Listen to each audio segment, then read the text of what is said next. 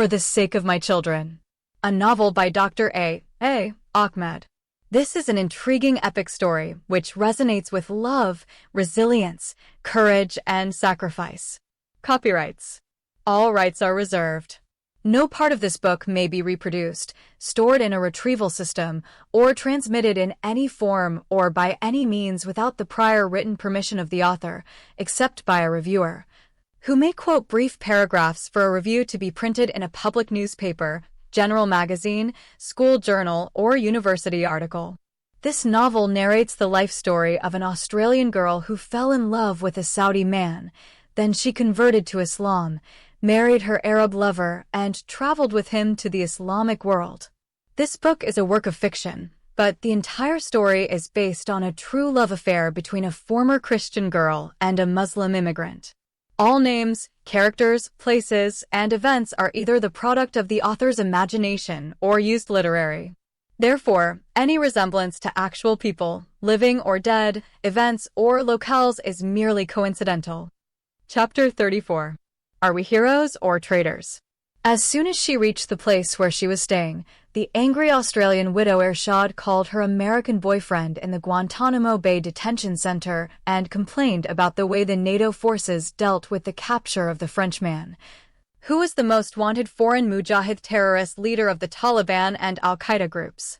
Her boyfriend told her that he did not know how the operation was carried out, but he was certain that Mullah Sheikh Mohammed Noor al-Fransawi was captured and flown to a military base on the Pakistan-Afghanistan border.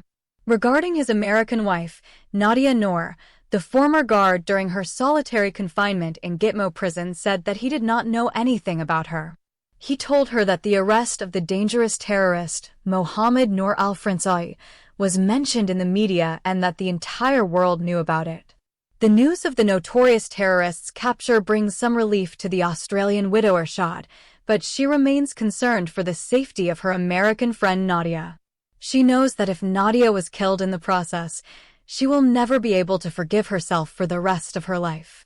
At this moment, the mother, Ershad, remembered her wrong advice to her Canadian friend, Shahinaz, which led to the stoning of her daughter, Scheherazade, and the suicide of her other daughter, Shadia. Many years later, she could not forget and forgive herself for the brutal murder of that innocent, beautiful teenage girl, and the whipping of her handsome Syrian boyfriend on his bare back 100 lashes until he became a wheelchair-bound, disabled person.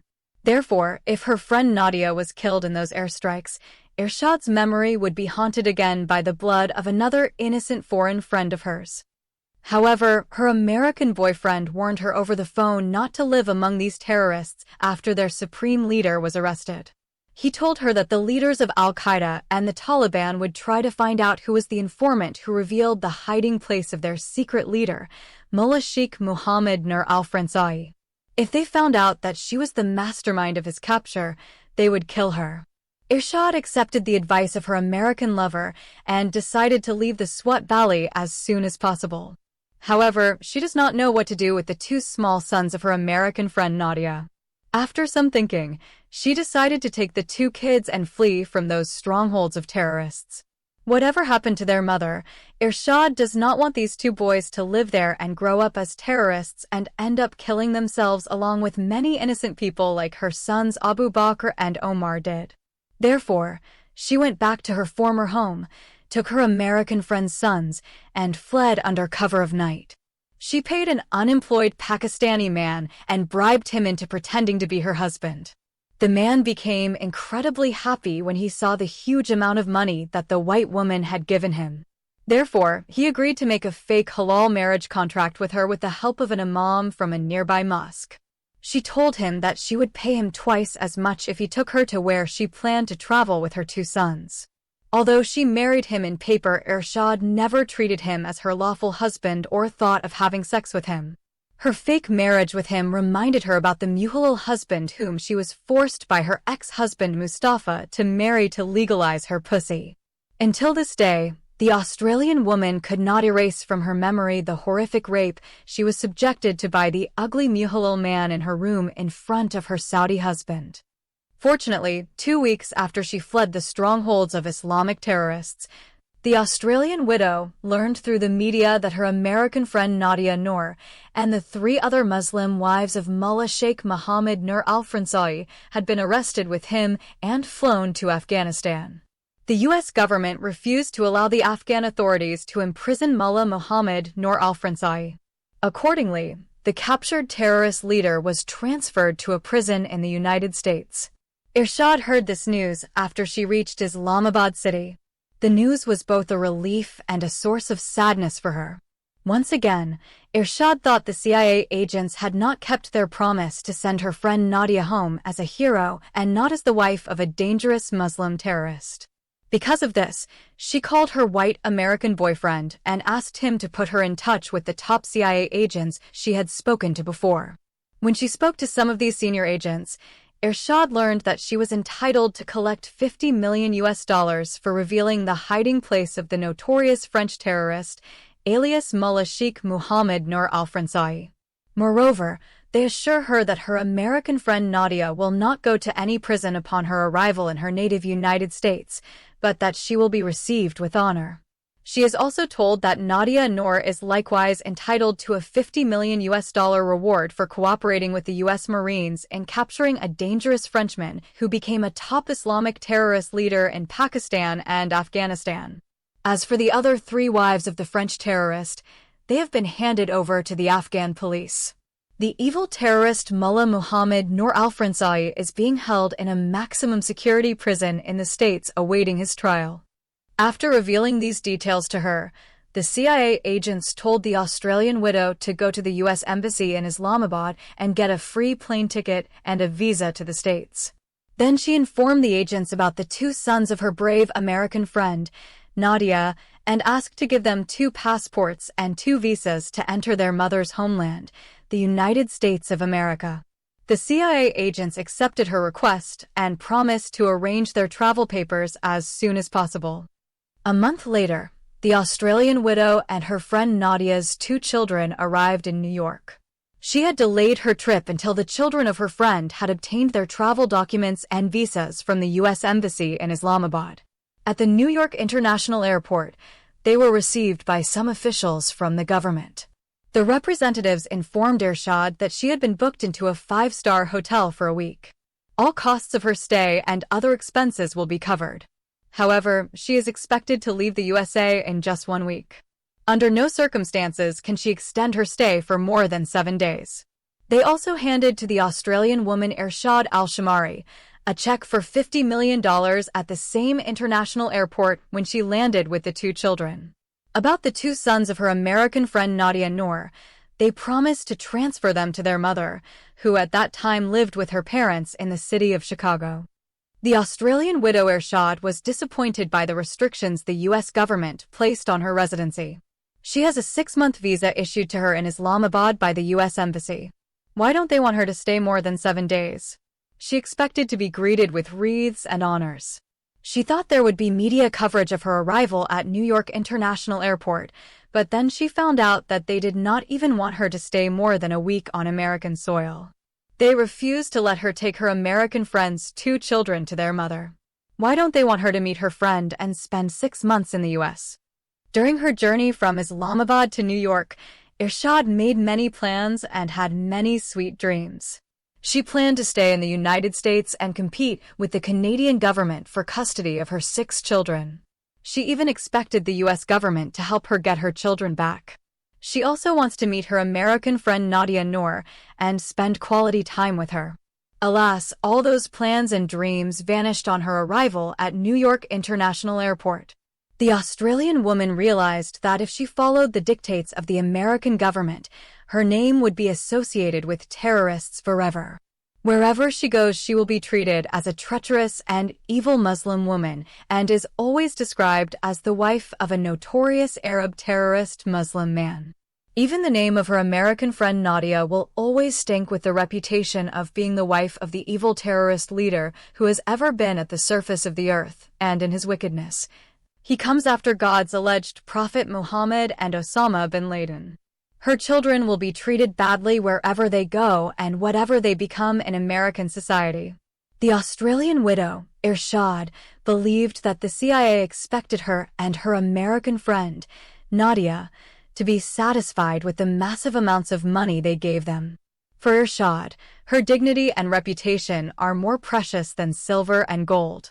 Therefore, she decided to never leave the United States until her name and that of her American friend were separated from the stigma of being the wives of notorious terrorists. Until the government of the United States of America apologized to her for imprisoning her for 4 years in Guantanamo Bay Detention Center among those Islamic terrorists, and she never committed a crime. Until her children are returned to her, she will not go anywhere without them. To achieve these goals, the angry Australian woman decided to go to the media and expose such cover-up abuses. She wants everyone to know how she and her American friend risked their lives to help the CIA capture the dangerous terrorist Mullah Sheikh Mohammed Noor al-Fransawi. She also wants the world to know that some senior CIA agents did not keep their promise to receive Nadia Noor and her with honor.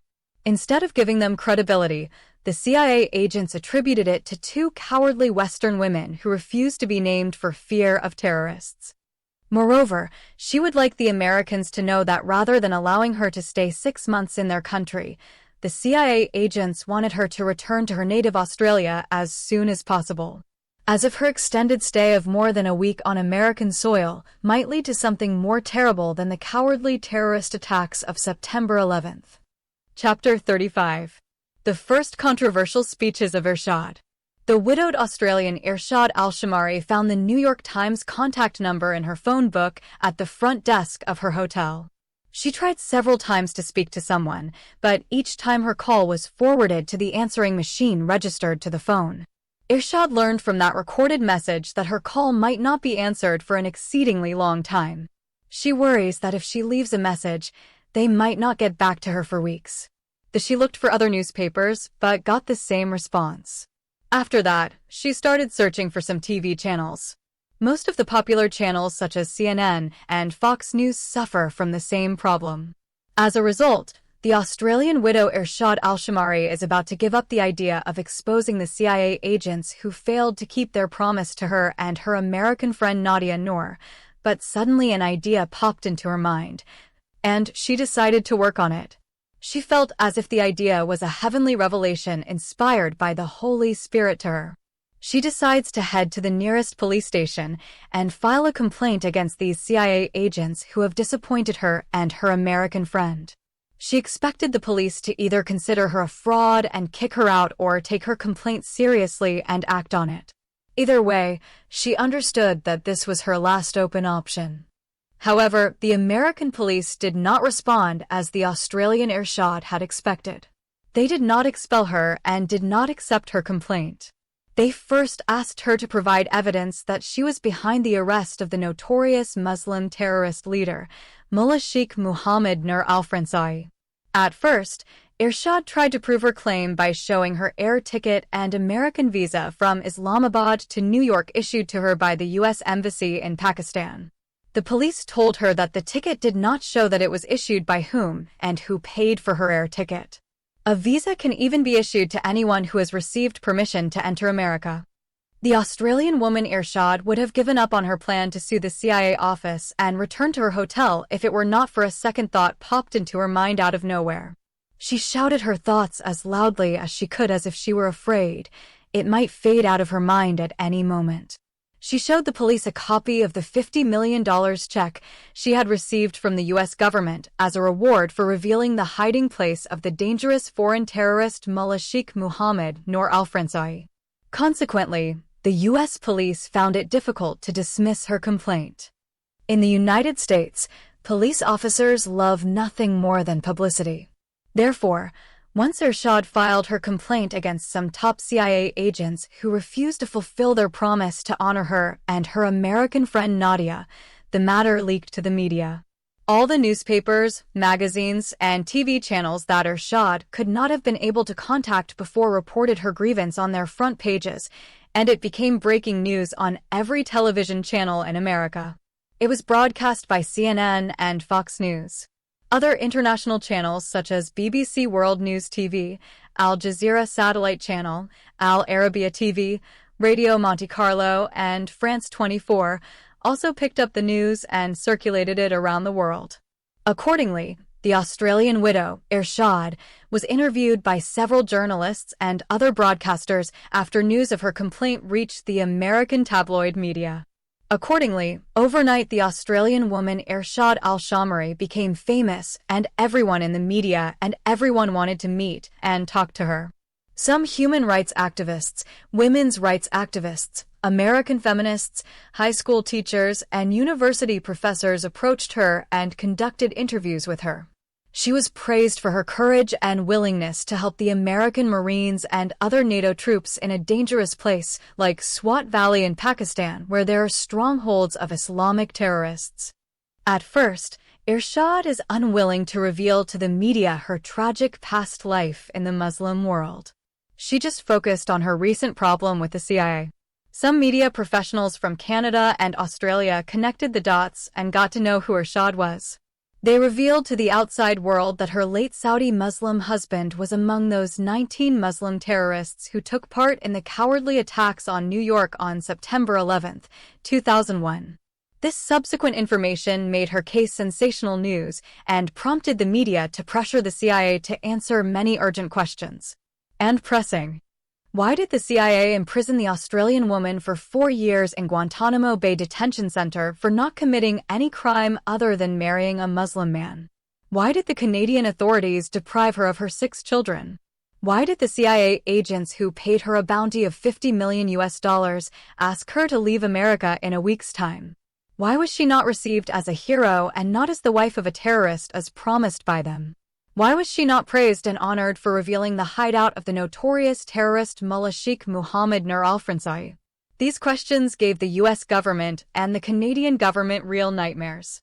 Shortly thereafter, the Australian woman received official apologies from the U.S. and Canadian governments. The CIA department was able to clear itself of the latter accusation on the grounds that the informant's name would not be released to the public for safety purposes. When an informant assists police in thwarting a terrorist plot, it is CIA policy not to reveal his name to the public even if that person wishes to be identified. Regarding Ershad's imprisonment of 4 years in Guantanamo Bay without committing a crime, the CIA said she was arrested in Canada due to her immigrating to the country under a fake name Aman Atta and falsely claiming to be an American citizen when she was not. Moreover, her association with terrorists for many years made her vulnerable to arrest and detention for legal accountability. Therefore, the CIA believed that the Australian Muslim woman, Ershad Al-Shamari, did not deserve honor or an apology at that time. However, her later heroic action with the help of the CIA in capturing Mullah Sheikh Mohammed Nur al-Fransawi proved her claim that she was innocent and had nothing to do with what her husband did in New York on September 11th. While the Canadian government not only apologized to Ershad for handing her over to the CIA, but agreed to settle the matter by paying her $10 million in compensation. Furthermore, the Toronto government allowed her to claim custody of her 6 children as quickly and easily as possible. In addition, her refugee status was restored, and she was resettled as a persecuted refugee Muslim woman in Canada. Ershad immediately moved to Toronto and took back all her 6 children. This time she did not enter Canada like a thief in the night and lived incognito as she did before. Soon after her arrival, she began speaking out publicly and in the media against the teachings of the Quran and hadiths of the Prophet Muhammad, which she believes are behind all the terrorist attacks, assaults, persecution, abuse, and violence against Muslim women. She also spoke openly about her bitter experience in Saudi Arabia. She spoke about the abuse of young Saudi girls as children through the vicious practice of female genital mutilation. Authentic hadiths of the Prophet Muhammad justified such kind of barbaric and inhumane practices against female children when they were at the age of 4 or 5.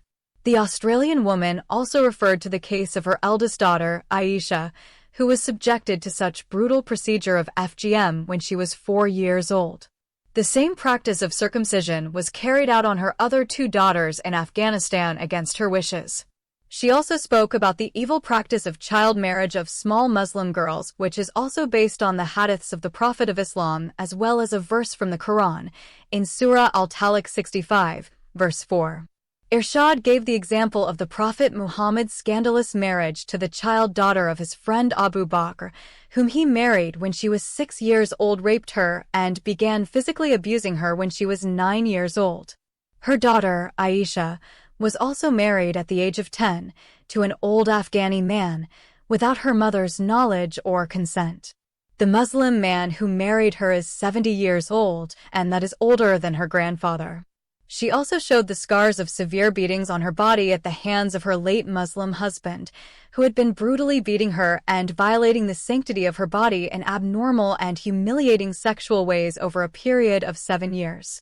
She referred to the Quranic verse that allows a man to beat his nashis wife, i.e., the disobedient wife, or the father chastises his rebellious daughter, in Surah Al-Nisa 4, verse number 34. The Australian widow, Irshad, was not limited to speaking only in Canada. She was invited by some respected people in France to come to Paris and talk about Islamic misogynistic teachings on women and Islamic terrorists. Upon her arrival, she gave 2 consecutive speeches in one of the most spacious halls in the French capital. Her talk about the abuse of Muslim women sparked a lot of controversy and resentment among Muslims. Muslim men and women alike in France accused her of lying and fabricating hadiths about the Prophet Muhammad. In her sermons, Irshad elaborated on the status of women in Islam. One of the phrases she said that annoyed Muslim men, as well as Muslim women, was that Islam treats women like animals or something lower than dumb brutes. She cited some hadiths of the Messenger of Allah Muhammad in his saying, "A woman is like a goat and a she-camel because everything is mounted." That means Allah created a woman like any female animal for the Muslim man to climb over her body and fuck her. All these female creatures, goats, she-camel, and woman, are made to climb on and have sex with by their male counterparts. This bad hadith shows us how Muhammad reduced the woman to a sexual being created by God for the man to climb her body and fuck her as a dog fucks its bitch. Muhammad also said, the dog, the donkey, and the woman invalidate the man's prayer if they pass in front of him while he is praying, and for this reason, they cut off the prayer between the worshipper and the Qibla. This offensive and misogynistic hadith, intended to show the woman as a defiled creature and therefore as impure, invalidates the man's prayer. There is a verse in the Quran that compares a woman to feces, and that is why she defiles a man and invalidates his ablution. O you who have believed, do not approach prayer when you are intoxicated until you know what you are saying. And if you are sick or on a journey, or one of you comes from the stool, or you have touched women, and you cannot find water, then do tayammum, or ablution on soil, so wipe your faces and your hands with sand. Indeed, God is forgiving. Surah An-Nisa 4, verse 43. Abu Umama narrated, "The Messenger of God, may God's prayers and peace be upon him, said, everyone whom God enters into paradise marries 72 wives, 2 of whom are virgins of the wide eye. And 70 of his inheritance are from the inhabitants of hell, and all of them have sexual organs that are intensely lustful for sex, and he has an erect penis that does not bend, and the virgin always has a pussy that craves for fucking. She has a lustful pussy, and he has a long dick like a pulverized palm tree, and the virgin of paradise has a large butt or ass that is a mile wide." This vulgar hadith reveals to us how the mentality of the alleged prophet of God, Muhammad bin Abdullah bin Kilab, was preoccupied with women and practicing sexual intercourse with them. The second speech of the Australian woman Irshad angered the Muslims and pushed them to fill the streets of Paris, demonstrating against those who invited the infidel Australian Christian woman impersonating a Muslima woman to the country and gave her a platform to insult their beautiful religion, Islam, the religion of peace, and their infallible prophet Muhammad. They claimed that there is no other religion in the world that honors women and puts them in the best social status as Islam. In this speech, the white woman Irshad spoke about Muslim terrorists.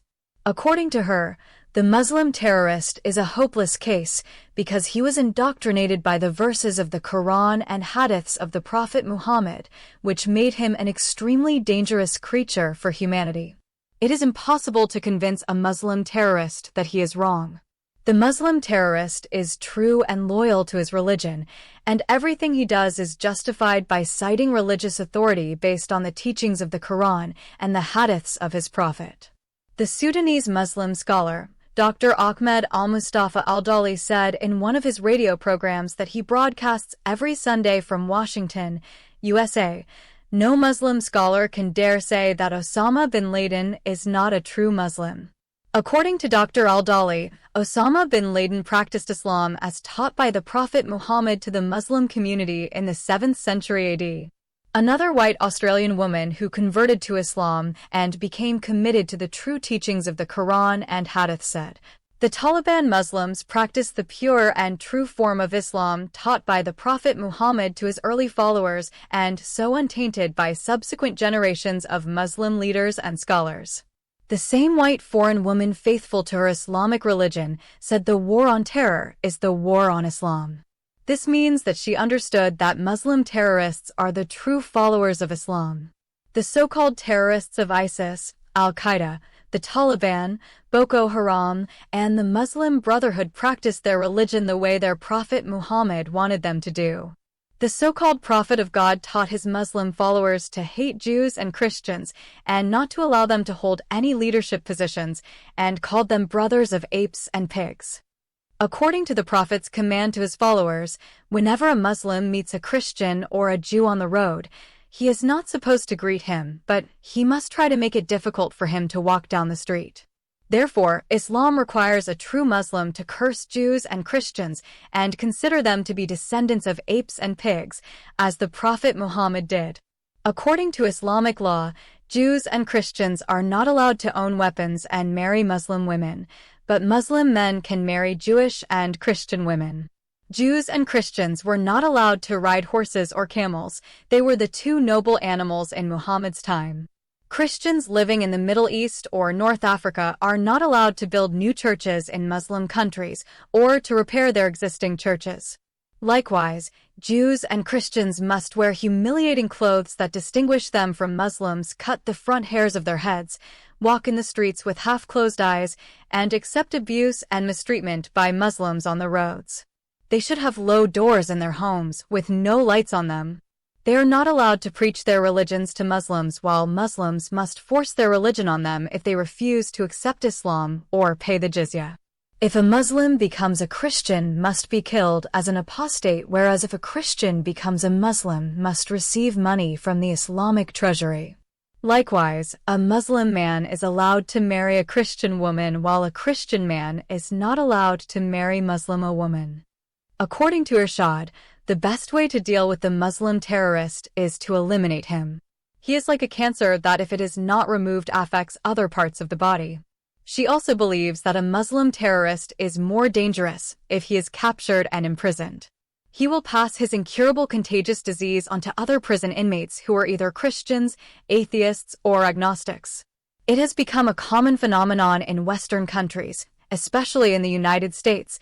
The notorious criminals are now and then converted to Islam by their Muslim inmates, and when they get out, they become homegrown terrorists or travel to the Middle East and join the modern Islamic terrorist groups. Today, there are 86 Islamic terrorist groups in the world. The white Australian woman, Irshad, illustrated her point by likening a Muslim terrorist to a computer virus. If we leave it in our system, it will destroy it, and if we isolate it, the virus will always be a threat. The only way to deal with a terrorist is to remove him from human society. Therefore, the Australian woman, Irshad Al-Shamari, strongly supports NATO's war on terror in Afghanistan and the US-led coalition against the Islamic State's caliphate group in Syria and Iraq. Irshad concluded her speech by saying that it is the duty of non-Muslim forces to fight, defeat, and destroy Islamic terrorism wherever it exists. For her, Muslims should not be allowed to implement Sharia law even in their own Islamic lands and countries. There are about 55 Muslim-majority countries in the world. These countries must be secularized and prevented from becoming Islamic countries. The lukewarm so-called moderate Muslims should only be commended and encouraged to stay that way. After listening to her speeches in France on the abuse of women in Islam and Islamic terrorism, it seemed to many people that the fearless Australian woman Irshad was created by God for a noble cause.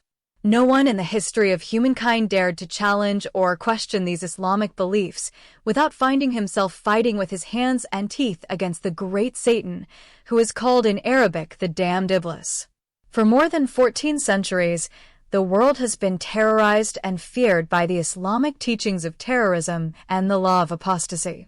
If anyone refuses to accept Muhammad as the messenger of God, he exposes himself to physical annihilation. His wife, children, property, and livestock must be seized by the Muslim Mujahideen. If any human mind dared to criticize the teachings of the alleged prophet of God Muhammad, he would be subject to terrorist attacks from the Muslims of the world. If one of the followers of the alleged messenger of Allah renounced his religion, he would be judged an apostate and put to death. By using these two doctrines, jihad against the infidels in spreading Islam and killing the apostates based on the law of apostasy, Satan has terrorized and terrified people for a long time and made criticism of these Islamic teachings taboo.